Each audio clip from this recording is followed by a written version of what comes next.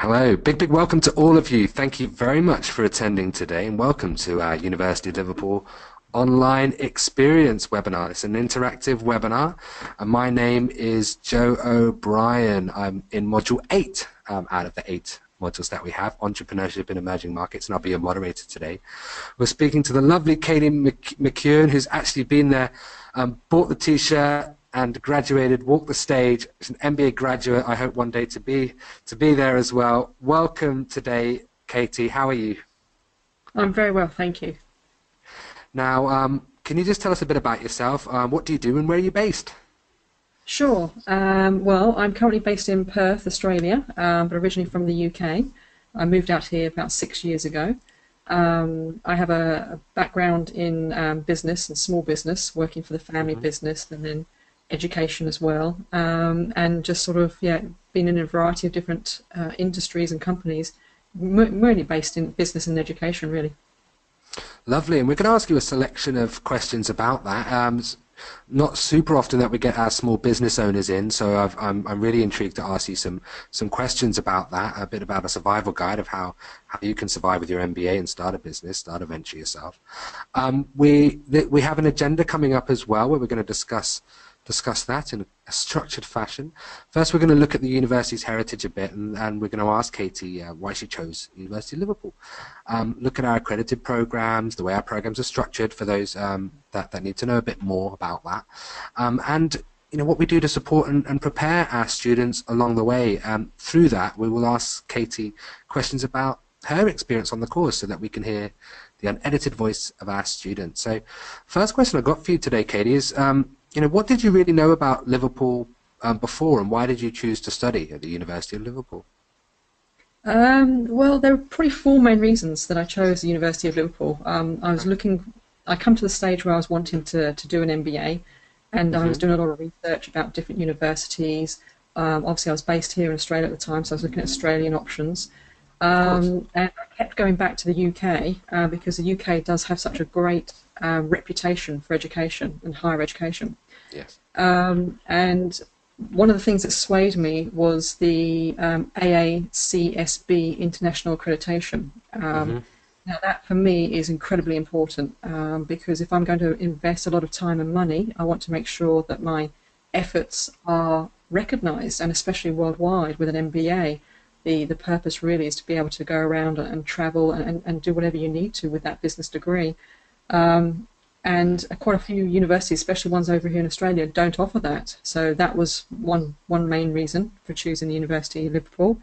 Another one was the refer a friend alumni discount, which I'm sure you'll go into more detail later on. Because actually, it's my mother did the online MBA program with the university about 10 years ago, I think. Wow. So she was one of the first sort of ones going through the cohort. So she actually did a lot of it beforehand, went through the online discussion forums, and she only had good things to say about it. And because she had gone through and was able to recommend it, that gave me a bit more confidence as well. And because of the discount applied, it actually became a really cost-effective way for me to do it too. So that's the second reason. The third one, I think, is the way that the university positions itself with the MBA as more of an international outlook, being able to bring all these global issues, the ideas, perspectives of international students. And for me, that was a really important one as well. I didn't want to have a degree that's solely focused on either Australia or the US or just European issues. I wanted that global perspective because that is such an important thing in today's business world. So that was a third reason. And I think the fourth and final one, which really did sway it for me, was the communication from the University of Liverpool from my very first inquiry. Nice. They were there on emails, they made phone calls, just asking me about what sort of questions I had, if there's any additional information I needed. So they were there always to support me, which again was in stark contrast to a couple of other universities where I might have just got a generic reply email, or in some cases no response at all. So again, having that kind of personalised touch and wanting to make sure that you understand everything that's going on before you sign up was a really, really good thing for me. No, exactly, and it's funny that you said that your mum did the program 10 years ago. I mean, she's a real trailblazer. We're one of the first, if not the first, UK online masters programs. I think we started about 12 years ago. So she really did come through one of those first cohorts. Now online education, I think it's fair to say, is established. But back when your mum was doing it, it was definitely an exciting thing. How did it meet your expectations compared to maybe traditional learning? Well, I'm kind of used to doing online learning anyway. I've got that kind of background. I'm used to doing that. But I really enjoyed the structure of it. So it kept you motivated. You weren't sort of left to your own devices for 8 weeks. They're very, it's very much you need to do this, this, this, and this. But I like the flexibility as well. So I could work around my work commitments. I could choose when I went online as long as I was meeting the deadlines. So that kind of convenience and flexibility was also great, and especially when you compare it to like a campus where you have to be at a certain place at a certain time, and it's not always convenient, especially if you do have work and things like that. Exactly. Now, I mean, you touched upon it earlier that you spoke to your, they're called enrollment consultants. What they do is they look at, programs and options for you in terms of what would be right for your career at this point. Now, personally, I didn't know what I wanted to study when I first started out. I didn't know whether I wanted to do project management or do an MBA, and it was only through that conversation where it really made me focus on the degree that was going to make more sense. And 2 years in, thinking back now, I'm very thankful that I didn't do project management because it wouldn't have suited me personally for where I wanted to be in my career. Now, a career advancement is, one of the main reasons that people study an online degree. Some also do it to switch their career entirely, and the third set of people do it to start their own business or to flourish within their own business.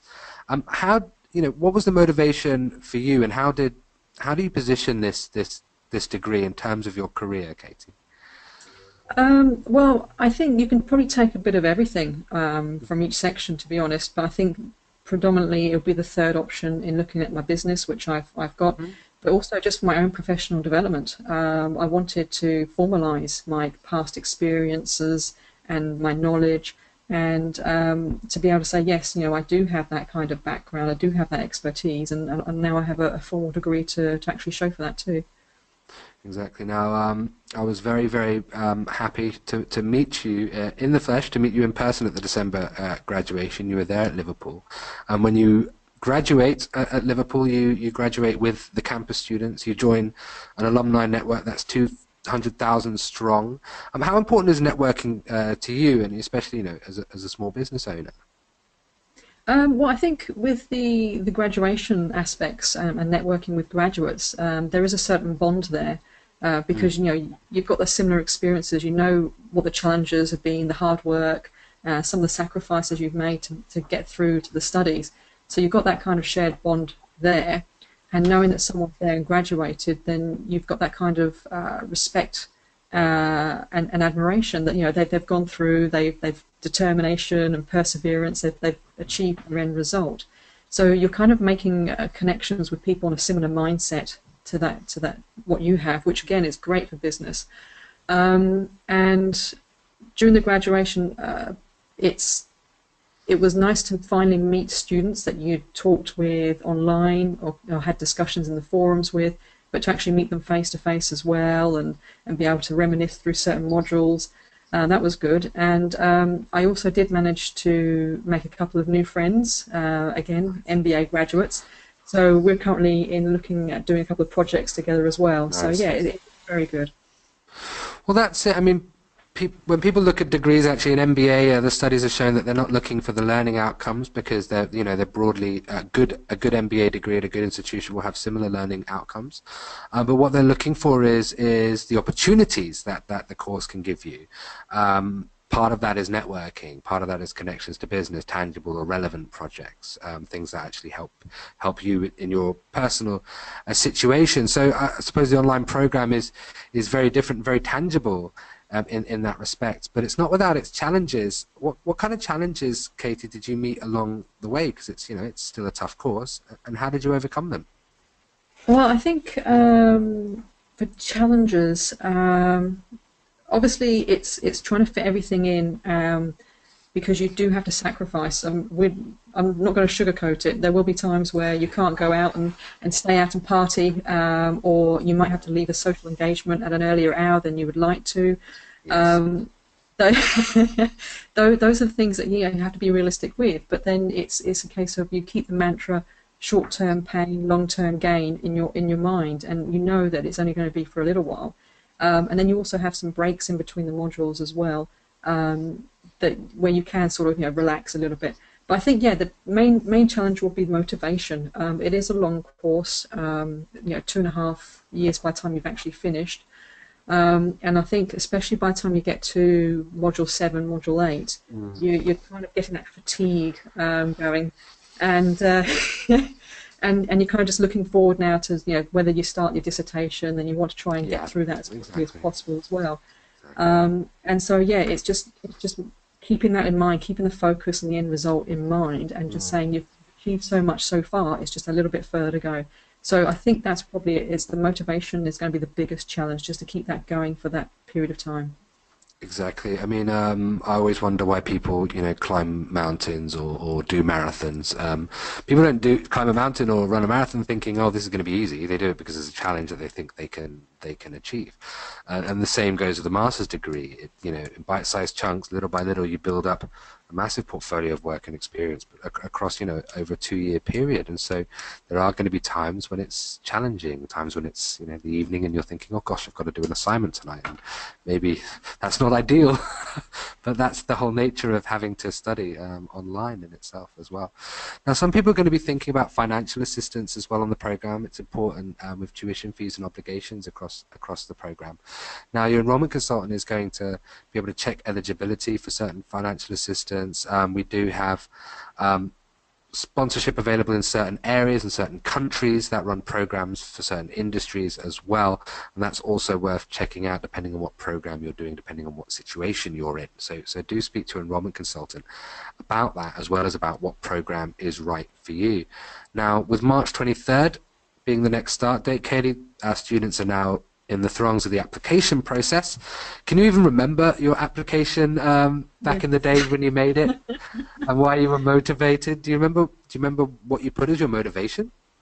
My motivation was pretty much the reasons that I wanted to learn. I wanted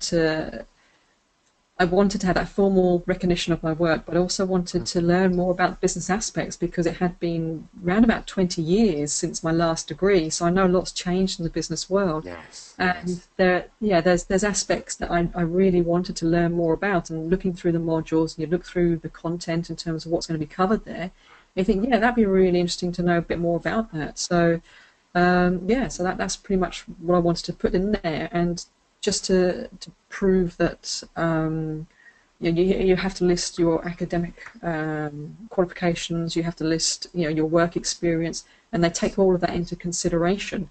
So it's not just if you don't have a master's, high level degree. First of all, you're not going to be rejected on that basis. They take everything into consideration, which again was another thing that I liked, because it's one thing to add to the online forum discussions is you might have an academic, but to have real live business experiences, from hotel chains to running a corner store, Exactly. it all adds to that learning for that particular module. So that's really what I liked.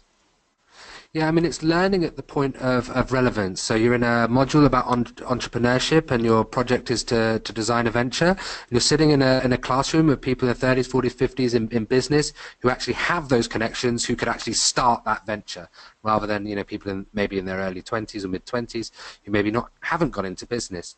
Now, your application process is, as Katie said, detailing your work experience, putting your personal motivation through as well, and that's something that you can do online in tandem with your enrollment consultant to build the strongest profile possible. So you need to be doing that now at the moment, with March 23rd coming up, just to ensure that your application is as strong as possible. Now, Katie, everyone studies in a different way. Our project management students probably draw a table up of what they have to do, and the syllabus is there, and they know what assignments they have to hit and when. That's certainly not me, or probably not a majority of our students. What are some of your online study tips? How did you study yourself?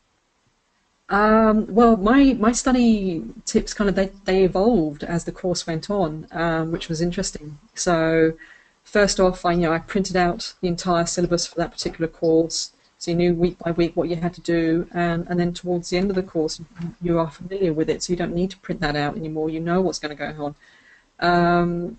So studying for me was having that routine. So I knew that if your module starts on the Thursday, you're logging in on that Thursday to see what needs to be done. Yeah. Your first assessment or assignment's got to be submitted on Saturday, so you know that you're working for those next 2.5 days, doing your reading, doing your prep, drafting your first submission. And then you're submitting it and then going back. So it's kind of having that structure in place and then following that. Exactly. Now, some people in the audience right now will be applying for courses. They might have some questions. In about 15 minutes or so, we'll open up this webinar for a Q&A, and that's an opportunity for all you guys to ask any questions that you like about the program, about Katie's experience, some of the expectations, and we'll look to answer those in the course of the webinar itself. So don't be shy. Put your questions through in that little chat box, and you'll get out of this presentation what you put into it, so don't be shy and ask your questions. Now, Katie, you've met a lot of students along the way, but obviously you can't do a master's degree without faculty. What are the kind of faculty members that you met? Where did they come from, and how did they shape your experience in the class?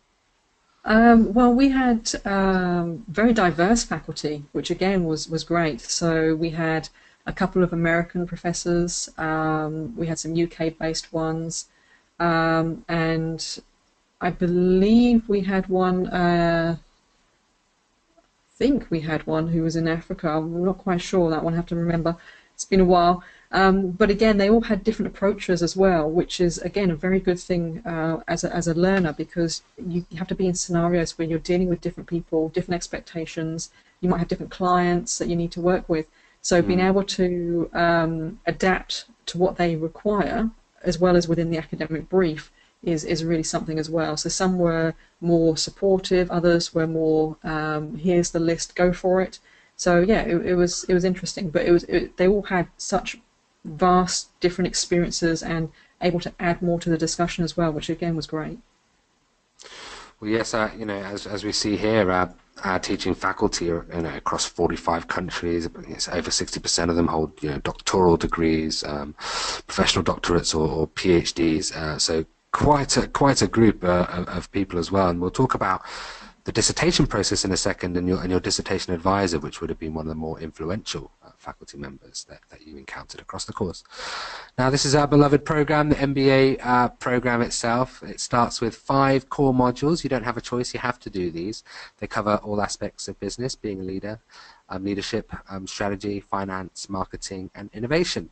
Then you pick 3 modules from the middle column as to your interest, and then you finish with a 9-month dissertational research project, which can either be done as a purely academic piece of work, or can be presented to a company and as a recommendation, which we call our consultancy option.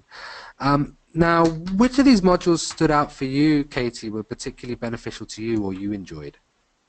I think out of all of them, my favourite module was consumer behaviour.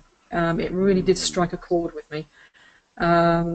I like the business aspect. Again, I think I have a languages and business background, so it's dealing with people and all that sort of stuff. And just to find out more about motivations, psychology, the theories that marketing have put in place to actually complement that, and especially with the online aspect of shopping and things. It was just, for me, it was the best. So interesting. I mean, it told me why I always walk out of the supermarket with the chocolate bar, because I'm weak and susceptible to point of display marketing. Now, we have a very different teaching method as well, learning model, so to speak. It's called collaborative learning. Can you describe what collaborative learning is compared to maybe the traditional way of writing assignments in the campus? Yeah, sure. Obviously in the campus, if you've got to turn in an assignment, then you'll be submitting it directly to the lecturer and then getting feedback from them or their teaching assistant. With the University of Online, all your assignments, you're submitting them online, and the entire group gets a view, and they can comment and review what you've written, and you also get the opportunity to do the same for their worker too. So you're really getting a lot of diverse viewpoints, whether they agree or disagree, and it's always in a professional, respectful manner. So you get to learn more through them too, and thinking, oh, I hadn't thought about it that way, or have you considered thinking about this? So you're really getting the benefit of almost a whole team of consultants saying, well, what about this and what about that? So that's what I really took away from a lot of the modules, was additional learning that came through my student peers. Well, I like that. It's the opposite to a MOOC. The MOOC is a massive open online course. We call this a SPOC, small private online class, and sometimes the faculty member won't know as much as the person with 20 years industry experience, for example. And so they really feed off each other. It's one of the courses where your instructor is learning sometimes as much as you are in certain areas. Now, this is the study cycle that Katie talked about. In the week, we read, we take notes, we participate in our online discussions, we write our assignments, and then that's the end of the week or the unit. Sometimes the units go across 1 week or 2 weeks. We have collaborative activities, hand-in assignments, the personal development plan, and the final module project. Final project even. Now let's look at the final project or the dissertation process itself, from research all the way to conclusion. Now, Katie, what was the topic of your dissertation? Why did you choose it? Well, my dissertation was the attitudes and behaviours of small business owners towards website adoption. Quite a mouthful there, but it really In Australia? came out. No, well, that's the thing. It was initially, there was a report, and I thought that was a bit interesting. Small business flashed up a report, so I read it. And then I noticed another one in the UK and another one in the USA, and they were all saying the same thing. So they're all saying that nearly 50% of small businesses do not have a website. And this is despite the ever-increasing online utility, access, smartphones, tablets, shopping online. So this was something, a phenomenon that I really wanted to sort of get to grips with. It was so interesting. So I put out the information.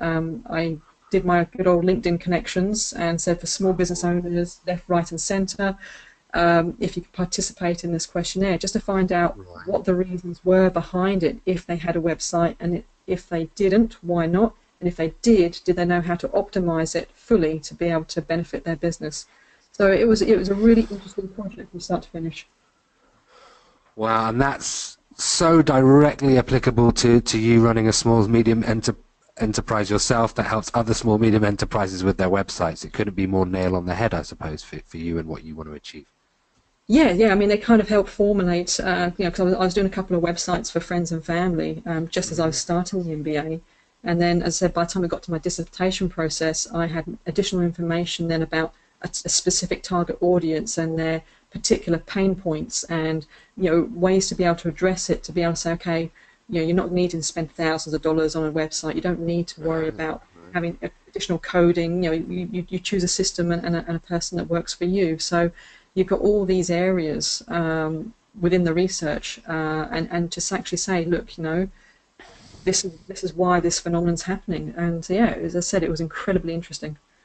That's brilliant. Maybe food for thought. Let's look at online events. Now, a personal development plan is something that's also a big part of the course. We have here graded personal development, continuous reiteration of your goals, connecting your learnings to your ambition. How did you treat your personal development plan, and do you think some of the stuff that you wrote down you were able to kind of manifest in your actual life? I think so, yes, definitely. When you go through a personal development plan, I know that it's obviously tacked on sometimes to different courses, and people go, oh, okay, it's something I need to do. But in each module, if taken seriously, it really does focus your ideas. So if you're wanting that leadership, which is your first module that you'll encounter, it's like, how do I become a better leader? What kind of personality traits do I have? Where are my weaknesses? How can I improve them? So you really are taking a much more reflective approach to your learning and how what you're learning is going to apply to you to make you better as well. And that goes through every single module. So, you know, how can you improve what you've learned from your financial module? How can you improve what you've learned from your HR module? You know, all these different things that really strengthen you as an individual with your skill sets and how you approach different things. Now, that's as Katie said, that's something that will carry you through the entire course as well. If some of you that are doing computing courses, we're going to also have a portfolio of work that's going to carry you through the course as well, with little bits of, you know, code or projects that you've worked on that you can show future employers as well, which is very nice. We have a lot of add-on support for our students. Our Centre for Student Success is where our students go to find answers to all their academic questions about how to write well, how to critically think, and you know, perform at a master's level.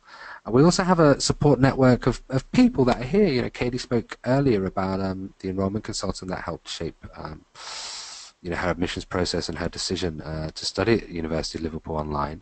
We have student support members who are there all the way through the course to hold your hand and speak to you if there are any issues that you have. They're a phone call away. Our faculty are there within the class to help you, and dissertation advisor at the end, and our technical help desk. Now, I didn't ask you about your dissertation advisor. Who was your dissertation advisor, and how did that work? Your relationship with them? Well, my dissertation advisor was Dr. Ken Simpson.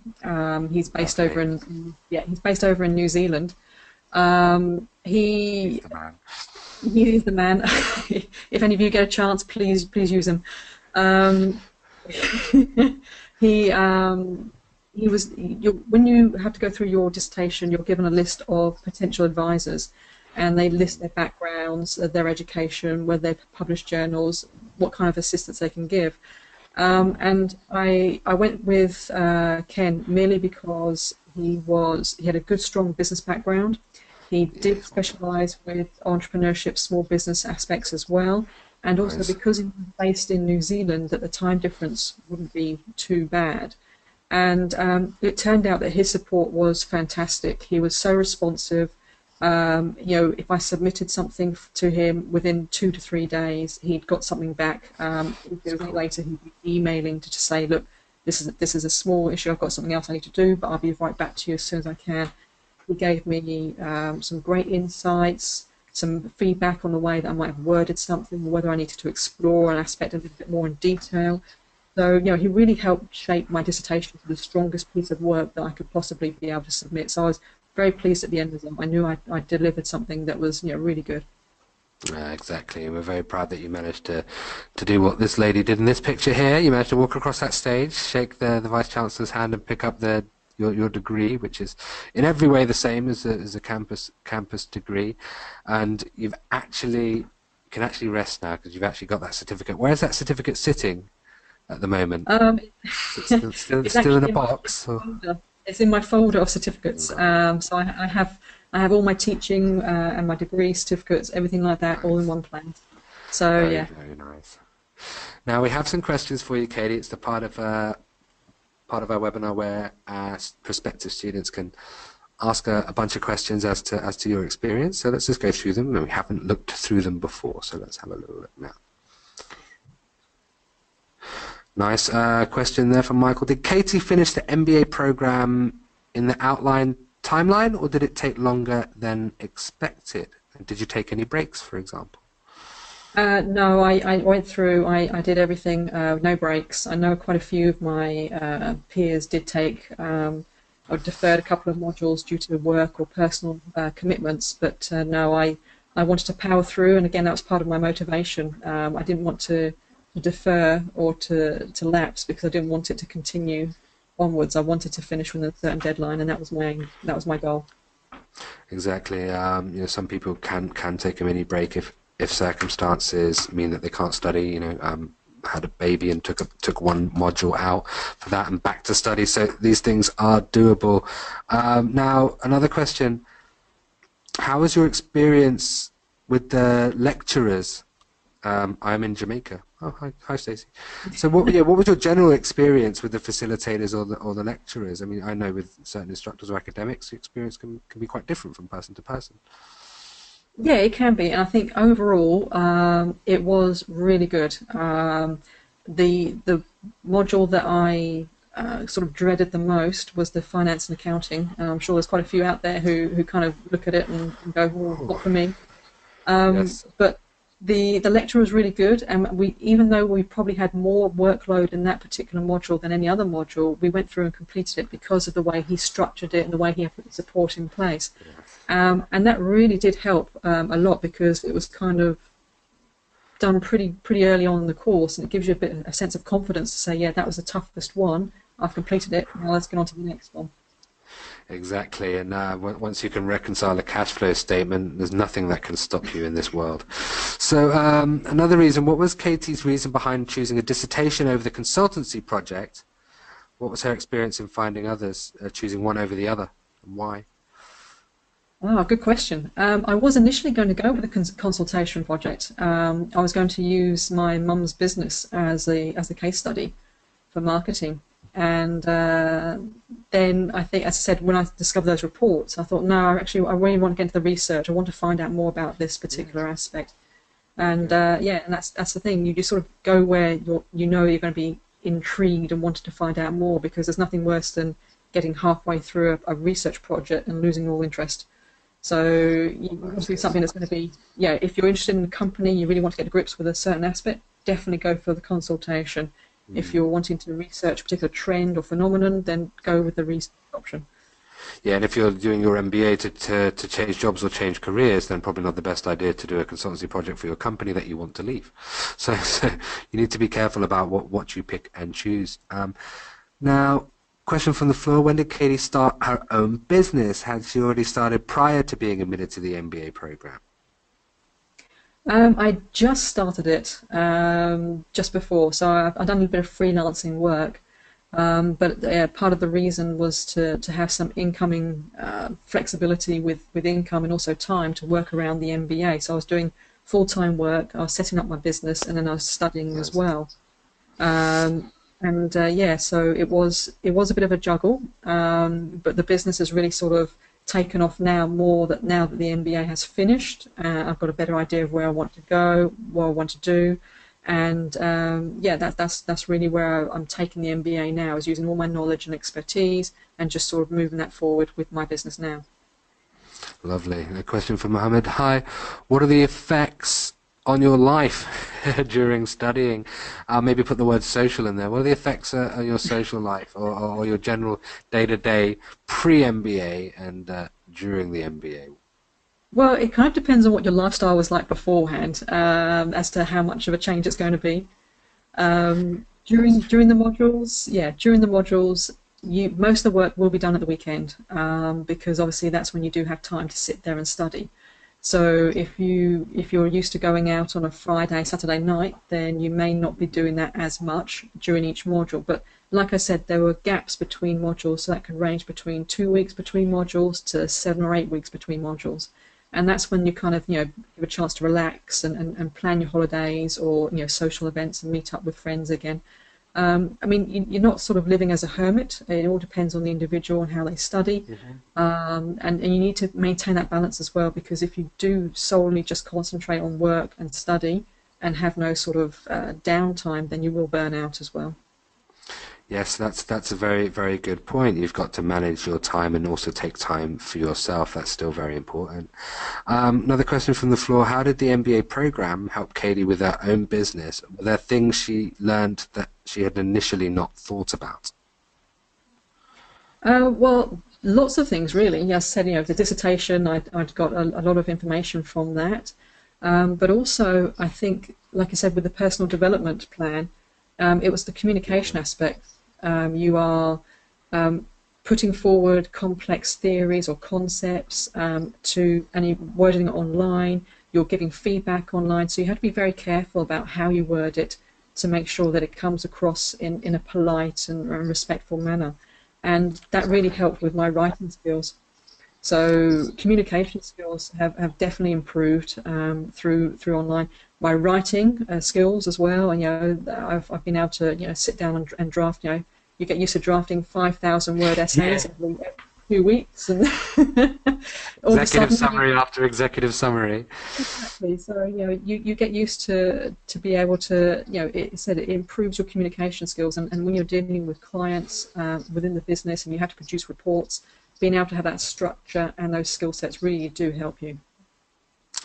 Exactly, and you came through the referral program as well, which is very nice because your mum studied, and then you took your referral discount from her. Now, there's an option for any prospective student or student alike to refer a friend to the program, and I believe there is a bonus for that. If you talk to your enrollment consultant, they'll tell you what the deal is with that. Now, we're very, very proud that we have so many people on our program that are referred from other people. There are probably people in this audience that are studying together. And certainly our data will show that if you study with someone else or you know someone else who studies, you're more likely to go through all your modules, you're more likely to pass, and you're more likely to have higher grades. So it is certainly something to think about if there's other people in your life that are thinking of doing the same thing or watching you do it and thinking, oh, I want to also advance myself a bit as well. I have a question here. Which other two elective modules did Katie choose? So we had consumer behavior before, but what were the other ones? And let's go back and have a little look at the program to answer that question. We have here in the middle column your elective modules. Consumer behavior at the bottom is what you took. What else did you take here? Strategic human resources management. Again, I'm not from a sort of an HR background, but I have dealt with a lot of people in a small business environment. You do a lot of hiring and firing. Cool. And but that's interestingly, that's not just what HR is all about, and it's looking about HR in a bigger context, how it applies strategically to the business overall, and being able to match everything to the needs of the business and the needs of the individual.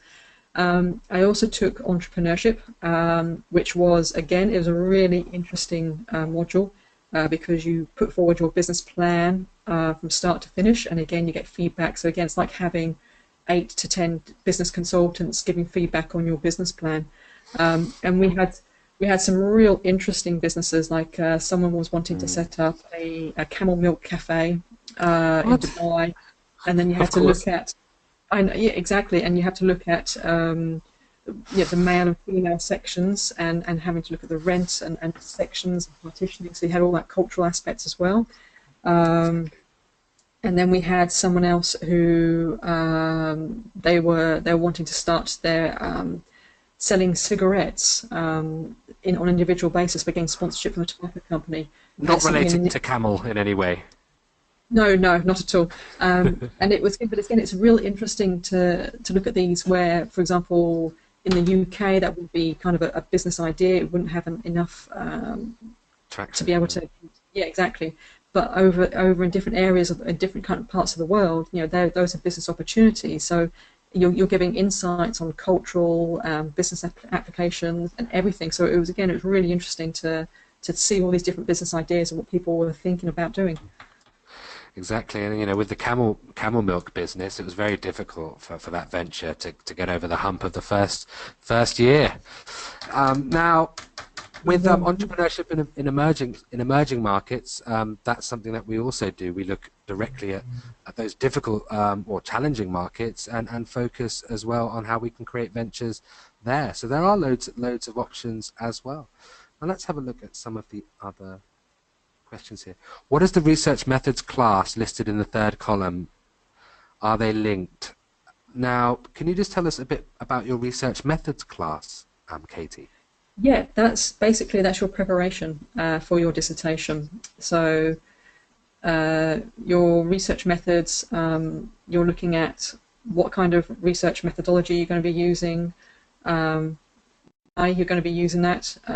So, for example, if you are going to be doing research, are you going to be taking more of a back seat and just simply observing? Are you going to be a little more participative and getting a conversation going? How's that going to influence your results? How's that going to influence your research? So it's making sure that you are aware of the influence that you can have on your own project, and choosing the right kind of research method to get the results that you're wanting or need to get for your project as well. For me, it was probably the toughest module because you're dealing with a lot of language that you're not familiar with, because it's also going into more psychology and research methodologies and things like that. So it was a bit of a challenge, but I think after the first couple of weeks, once you get used to the language, then you're able to put everything in place on a more logical basis. Okay, thank you. Now, a question from Chantal for the HR management program. Is it absolutely necessary to be a business owner or have some knowledge in business? I'm in the diplomacy field and I'm from Antigua. Now, Katie, you took an MBA, it's a different course. For the HR management program, it is not necessary for you to be a business owner or have some knowledge necessarily in business. We look at every application on its merits. Last year, one of our law students of the year was in the 2% of the law class that hadn't set a law degree. So it just depends on what your situation is, what experience you bring to the table in terms of your work and your previous academic background. Everyone will be taken on their separate merits. So Chantal, for the HR management program, it is not necessary for you to be a business owner. We have people working for large and small organizations in HR and not in HR who still take that course. So thank you very much for that. Now, Katie, thank you for taking all of our questions today. As we mentioned earlier, our next term start is 23rd of March. It was a long time ago that you started. I was going to ask you if you could go back in time, back to before you started the degree. What piece of advice would you give yourself, knowing everything that you know now? Oh goodness, that's a really good question because I don't think I wouldn't actually change anything. It all sort of worked for me. And that's the thing. You just if you go into it knowing that it is going to be hard work. You're not going to skate through it. You will be required to do the reading and put that effort in. And if you give real thought to it, like you say, you get out what you put in. And as I said, I've learned so much on different topics and some extra insights that I didn't even think I was going to, thanks to student input. So yes, I said I wouldn't change anything. I think I did everything that I could, balanced it all out. So yeah. That's excellent. I mean, people work very, very hard for their masters, but you've kind of shown that your masters can also work hard for you and give you what you need as well. So thank you very much for sharing your experiences with us today, Katie. And I'm wishing you all the best with your new connections and your new ventures with your business. So thank you very much. Thank you very much. It was a pleasure talking, and good luck to everyone who's considering joining. It's going to be worth it, I promise you. Exactly, and thank you to our audience today for our fantastic questions. Remember, your enrollment consultants are on hand to answer anything specific that you might need as well about your application process. My name is Joe Bryan. This is the University of Liverpool Online webinar. Thank you, Katie. Thank you, everyone, and goodbye. Have a productive week. Bye now. Goodbye.